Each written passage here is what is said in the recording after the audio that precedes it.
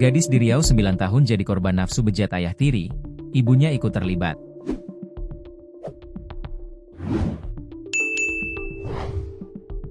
Nasib miris dialami seorang gadis inisial NK, 23, asal Kampar, Riau. Ia menjadi korban nafsu bejat ayah tiri selama 9 tahun. Parahnya lagi, ibu kandung korban ikut mengetahui hal tersebut, namun tak melarangnya. Bahkan, ibu korban juga ikut dalam aksi bejat yang dilakukan sang suami.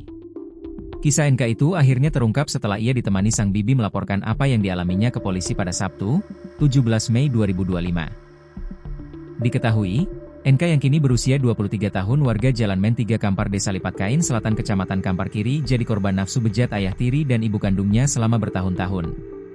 Pasangan suami istri berinisial P, 46, dan R, 49, itu akhirnya ditangkap polisi karena melakukan adegan suami istri yang menyimpang dengan anaknya, di Kabupaten Kampar, Riau, Kamis, 22 Mei 2025. Kepala Satuan Reserse Kriminal Kepolisian Resor, Satreskrim Polres, Kampar, AKP Gian Wiatma Joni Mandala mengatakan, laporan terkait kasus ini diterima pada Sabtu, 17 Mei 2025. Gian mengatakan, korban dibawa oleh bibinya, Insinyur untuk melapor ke Polres Kampar.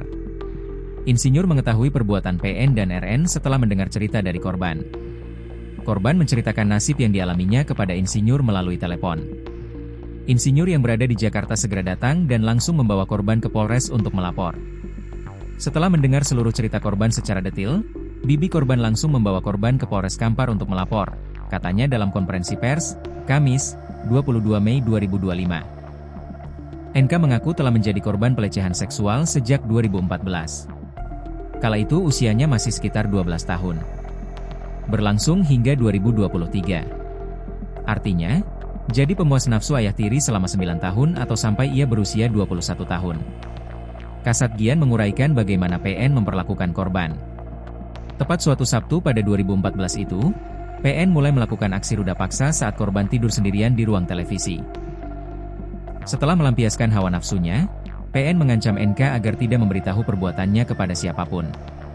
Pelaku mengancam tidak akan menyekolahkan adik-adik korban dan bahkan mengancam akan membakar rumah mereka, ungkapnya. Perbuatan itu kemudian dilakukan berulang kali sampai 2023. Ibu korban tidak melarang meski mengetahuinya. Pelaku RN, ibu kandung korban, mengaku tidak mampu menolak keinginan pelaku PN, katanya. Bahkan PN dan RN pernah berhubungan suami istri, PN sambil meraba-raba tubuh korban yang berada di samping mereka.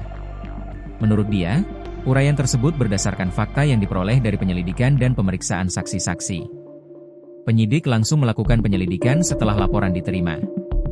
Barang bukti yang diamankan berupa seragam sekolah korban, semakin menguatkan konstruksi kasus ini, ujarnya.